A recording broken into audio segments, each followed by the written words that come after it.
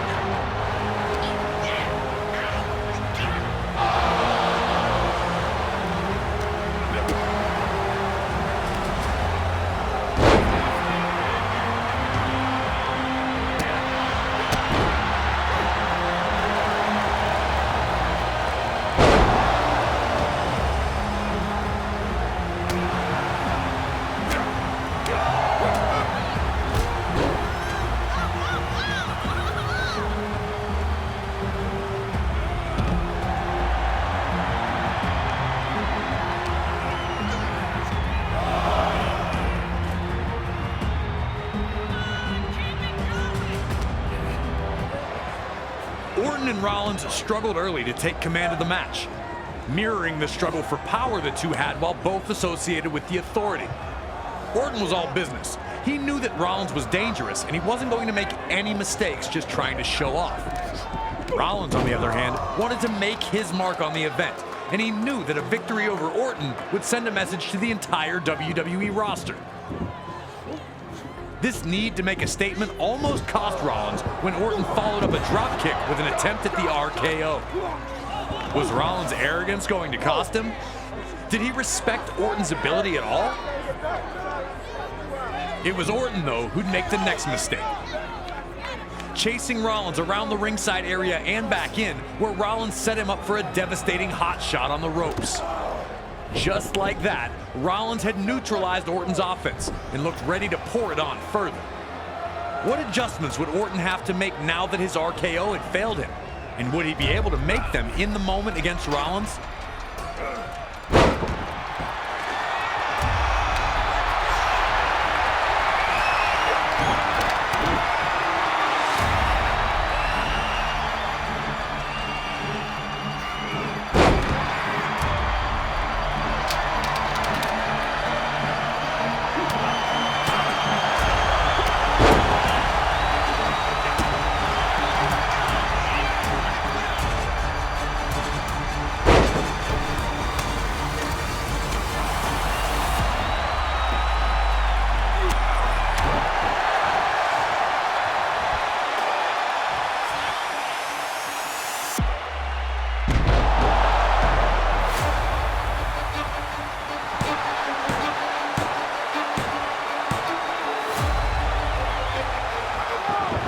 Orton wanted to try for another RKO, knowing that the quick strike would be the end of Rollins whenever it hit. Every time Orton seized control, those two goons in Rollins' security would try and distract Orton, or even outright interfere. With the backing of the Authority, officials were hesitant to disqualify Rollins, or even have his security removed. With Rollins temporarily halted, Orton would look to remove Rollins' security from the equation himself. Was Orton making a mistake by leaving Rollins to recover? While we all pondered these questions, Seth Rollins provided the answer by wiping Orton out with a breathtaking suicide dive. Orton had squandered his advantage in the match for now.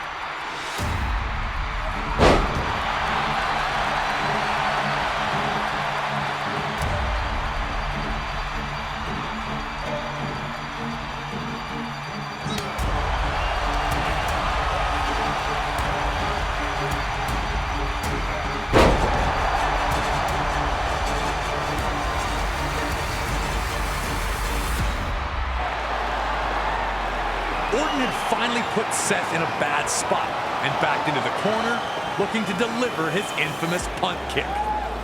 But like they had already multiple times, Rollins' security ran back into the ring, where they'd both eat RKOs for their trouble.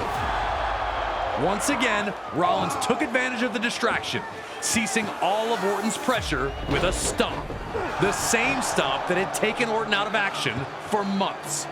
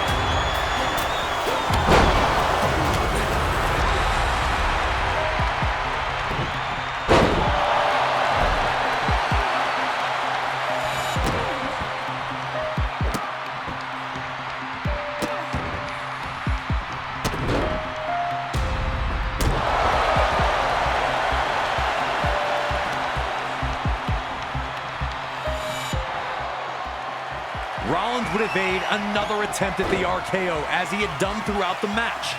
But then, in a moment that will play in highlight reels forever, Randy Orton unleashes possibly his greatest RKO ever to stop Seth Rollins in his tracks.